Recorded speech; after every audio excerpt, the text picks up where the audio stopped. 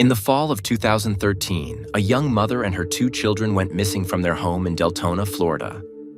The last contact 28-year-old Yesenia had with anyone was only by phone, around 12 a.m. the night before she disappeared. The children did not show up for school the next day, and so the search for the missing family began immediately. Suspicion immediately fell on the missing girl's husband. He showed up on the scene claiming he had no idea what had happened to his family. The investigation continued, and more evidence was found against the father of the family. When he realized this, he told an implausible story of what had really happened. Could such unbelievable events have happened, or was he still the perpetrator of the crime? It was up to the investigators to find the answer to that question, and they were up to the task. Yesenia Suarez met Luis Toledo at a street festival in Orange County in 2009.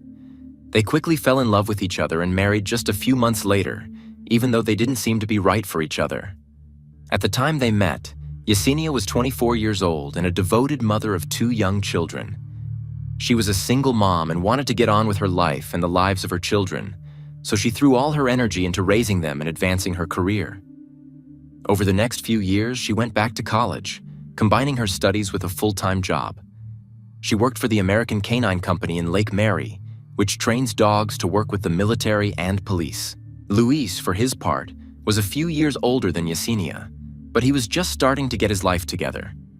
The man had by then been released from prison after spending a year in jail on burglary charges. He was also part of a gang called the Hispanic Kings. In the gang, he was known as Semi to the Gang, as he had a well-placed punch and was basically well-versed in martial arts techniques. During his time as a member of the gang, Luis managed to become the 3rd highest-ranking member within the gang. He lost his influence after spending a year in prison, and so he decided to give up such activities altogether, leaving his former colleagues and his former life in the past. So, Luis made a deal with the state and testified against other gang members. When everything seemed to be over with, he focused his efforts on building a new life. To do this, he enrolled in college to study barbering, was baptized and began attending church, and became active socially, socializing and helping his neighbors. He also became a good stepfather to Yesenia's 2 children, 9-year-old Tia Otto and 8-year-old Michael Elijah Otto.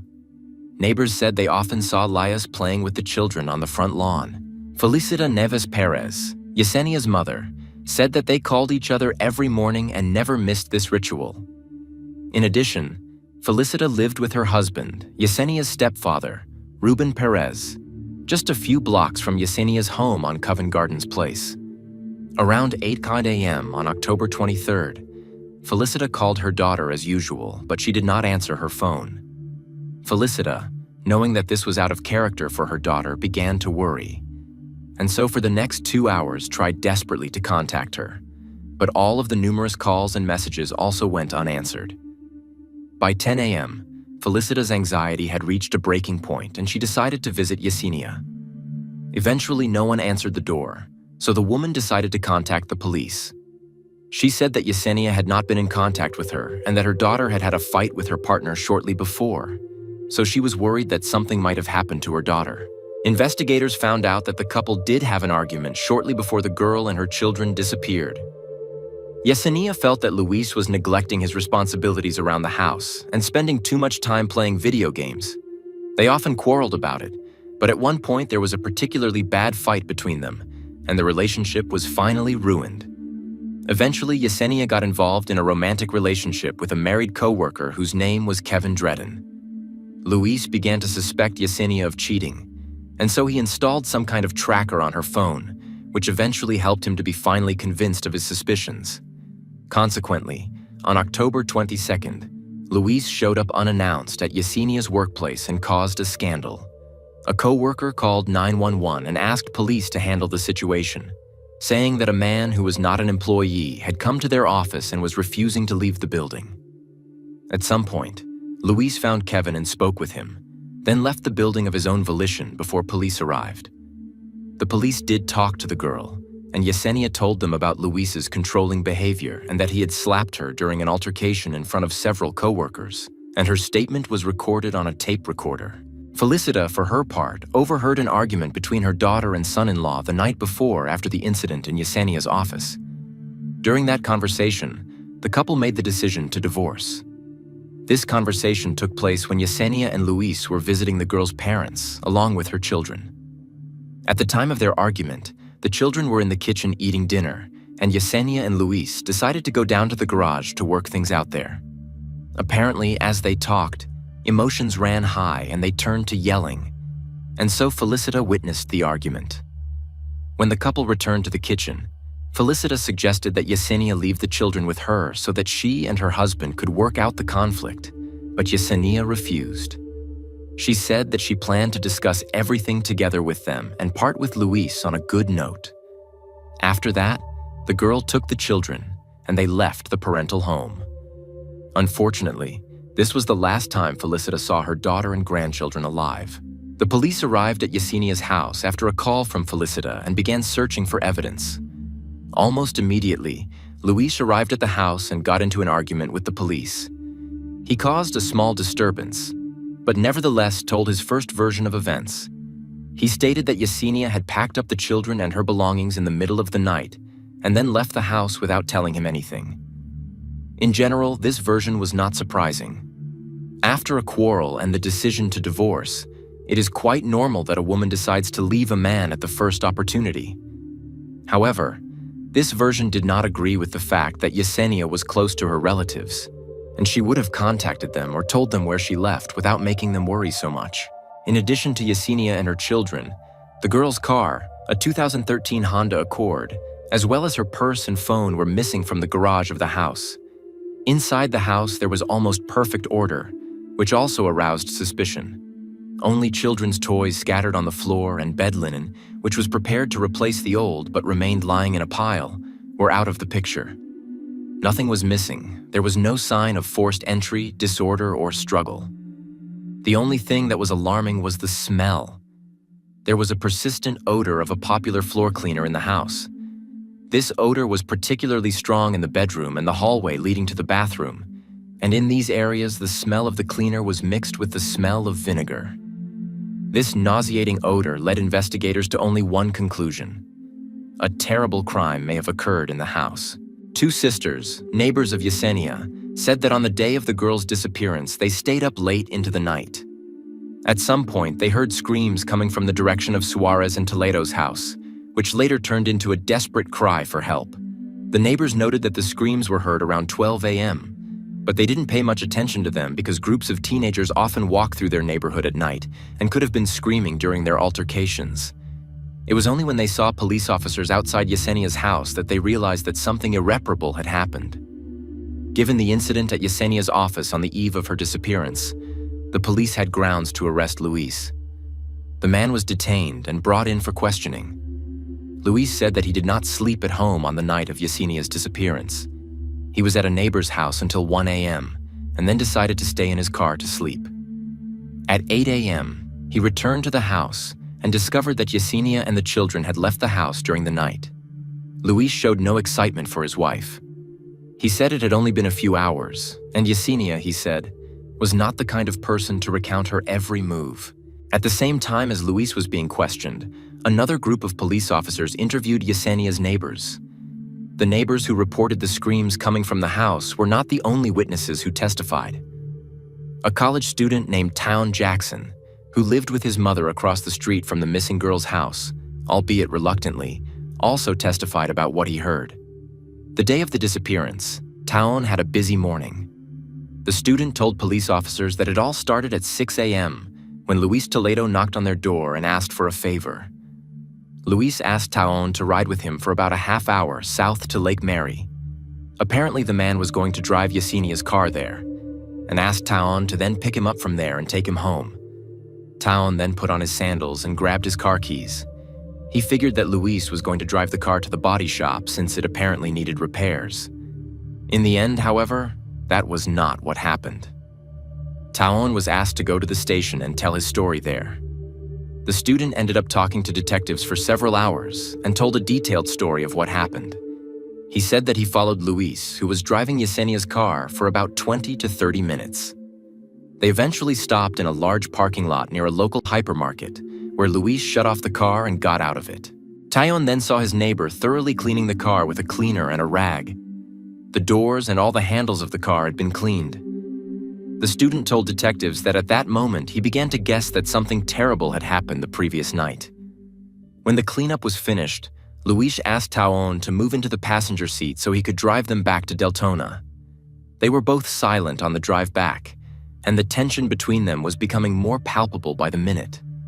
All along the way, Tayon was trying to make sense of what he had just witnessed.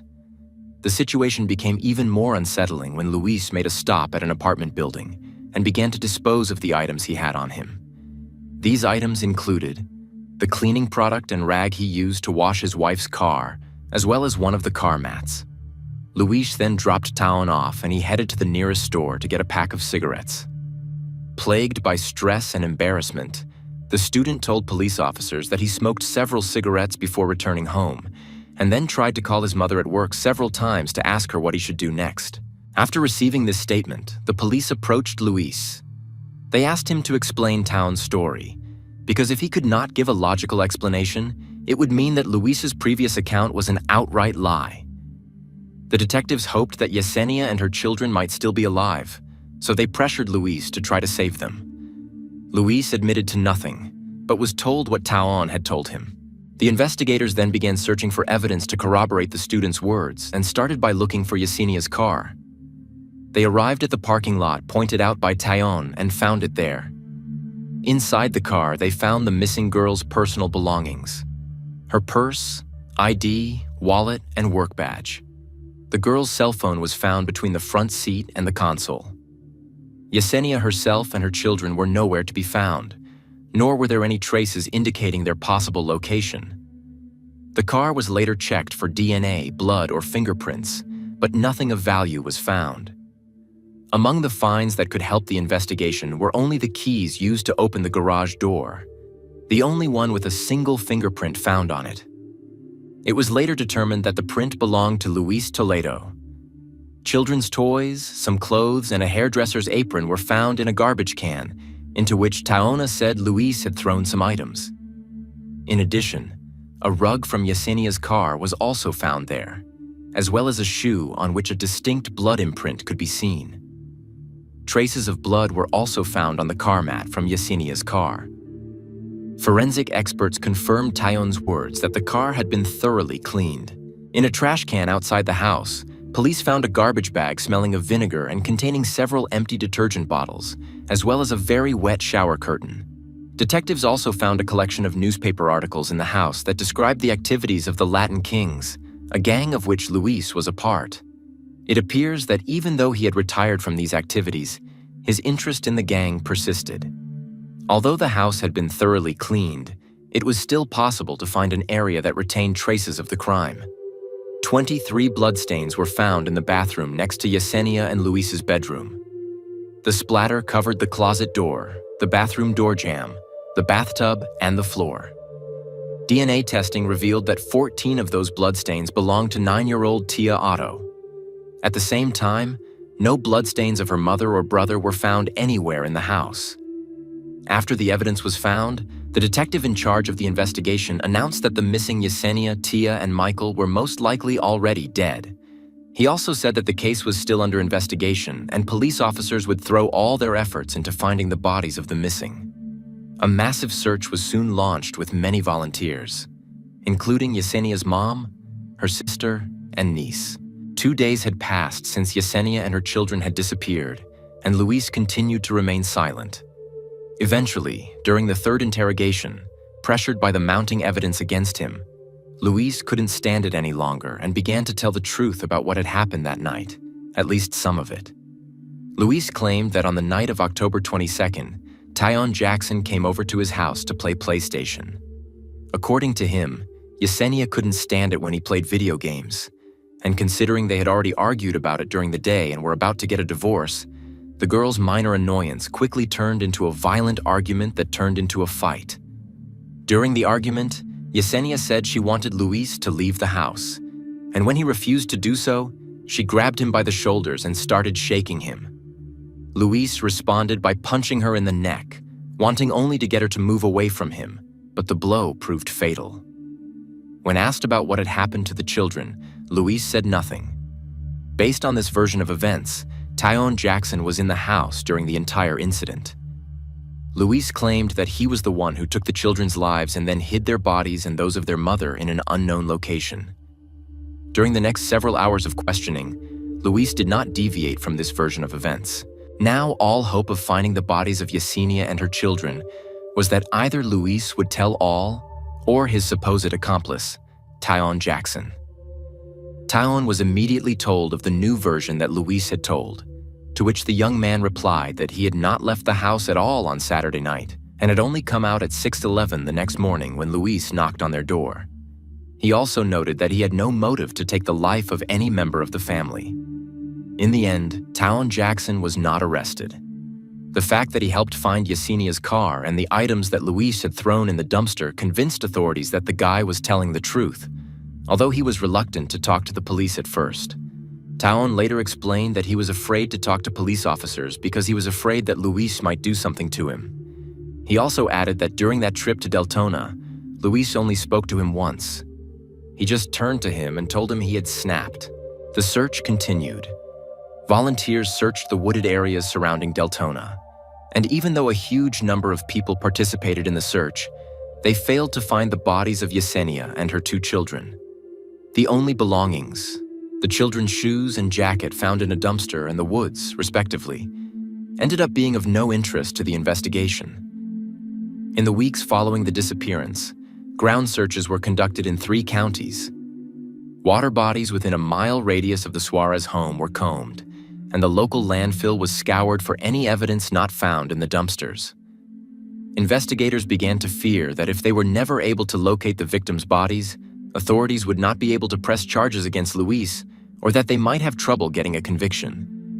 All they had in evidence were bloodstains in the bathroom, a partial confession of guilt, items from the dumpster, and a scandal Luis had caused at Yesenia's workplace, an altercation that could have been the motive for the crime. Luis was eventually charged with 1st and 2nd-degree murder for killing his wife and 2 children. Ann Wedge McMillan was the prosecutor with whom Luis had cooperated in the racketeering case against Hispanic Kings leader Jose Perez in Florida, also known as King Goofy. Wedge McMillan also became involved in the disappearance and murder of Yesenia and her children, hoping that since he agreed to talk once, he would tell the truth the 2nd time. After talking to him, Wedge McMillan said that he admitted to cleaning the house, but never told her where he had hidden the bodies. The prosecutor suggested that Luis had actually enlisted someone as an accomplice to make his words and actions more believable. She also noted that given what position in the hierarchy Luis held while he was a gang member, it was likely that he had pretty good crime scene cleanup skills. However, the prosecutor said, the gang also had a strict rule about killing children, so the likelihood that someone else was involved in this crime was very high. In court, the prosecution argued that Luis committed the crime out of jealousy. They even contacted Yesenia's co-worker, with whom she was having an affair, to establish a motive. Kevin Dredden was also the last person, besides her husband, to speak to her before her death. Kevin and Yesenia were going to meet on the afternoon of October 22nd, the day before her death. Kevin canceled those plans at the last minute. After a series of strange messages from Yesenia, Kevin decided to talk to her directly, and so he called her. The girl's voice and speech seemed strange. She spoke slurred, and it sounded like she was scared. Kevin said that he decided to distance himself from Yesenia because he was a law enforcement officer and knew that in cases of domestic violence, you can't keep pushing for his intervention given their relationship. Luis's defense decided to focus its energies on proving Tyon Jackson's involvement in the murders of Tia and Michael. To that end, Tyon underwent a polygraph examination, and his home and car were searched to find anything that might link him to the crime scene. Ultimately, nothing compromising was found. When Tyon testified, he explained why he initially refused to talk to law enforcement officials on the morning of the disappearance. He said he was greatly intimidated by Luis Toledo's behavior. Tyon said that Luis was visibly agitated that day, constantly looking around and fidgeting. He added that he did not question him about what had happened because he thought something bad but harmless had happened and he should have stayed out of his life. Sergeant Kurt Schaus, who questioned Luis for several days after Yesenia's disappearance, told the jury that the suspect repeatedly hinted to him that he knew where the bodies of Yesenia and her children were hidden. On the last day of questioning, Luis repeatedly asked him to go to the restroom at the station, which was directly across the street from their interrogation room. The sergeant said that on the second visit to the restroom, he himself accompanied the suspect. They were having a conversation in the restroom, but at some point the recording device the sergeant was taking with him ran out of battery and stopped recording what was happening. According to Schaus, Luis asked him for a favor. He asked him to drive him home so he could die there. Schaus claimed that Luis wanted to die in the house where his family died. He said that the sergeant or another deputy had to uncuff him, and they could simply shoot him if he tried to escape. The sergeant then asked Luis again about the whereabouts of Yesenia and the children's bodies, at which point he said Luis replied that he would never tell. That was the end of the conversation. After that, they returned to the interrogation room, but after a while, Luis again stated that he needed to go to the toilet. Sergeant Schaus accompanied him again, but this time Luis managed to surprise him. The man managed to close the door that opened inwards. Then the sound of breaking glass was heard from the toilet. Luis had broken the mirror hanging over the sink and then used the shards to cut himself. Police officers managed to open the bathroom door and get Luis to the hospital. His injuries were not life-threatening. The prosecution insisted that Luis took Yesenia's life because of jealousy, and that he did not confess to killing the children because there was no justification for it. The prosecution said that Luis could not confess to taking the children's lives because it would mean the end of the game, so he came up with a version involving Tom Jackson. After hearing both sides, the jury found Luis Toledo guilty of 2 counts of taking the lives of Tia and Michael Otto, and he was also found guilty of second-degree murder in connection with Yesenia's death. Luis's attorneys made a deal with authorities to keep their client off death row, although Luis himself had originally asked for the commutation to be overturned, hoping for the death penalty. The man explained this desire. He said that the case in which he testified against the head of the Hispanic Kings gang had gotten a lot of publicity, and since then, there had been a manhunt for his head. He had also been convicted of murdering children and a woman, and gang members also regarded this with great contempt. Luis feared that gang members would be able to find him in prison in case he was sentenced to life imprisonment, whereas suicide prisoners do not face other prisoners at all. That's why he wanted the death penalty, so he wouldn't be victimized by the reprisals of his former gang members. 2 of the 12 jurors decided that Luis deserved a life sentence, but all the others were in favor of the death penalty. Also, all the jurors were convinced that Luis was unrepentant for what he had done. The judge agreed with their opinion and sentenced Luis to 3 life sentences without parole. The father of Yesenia's children said in an interview that he knew what awaited Luis in prison, so he was pleased with the sentence. As of April 2024, Luis is still serving his sentence in the general prison population.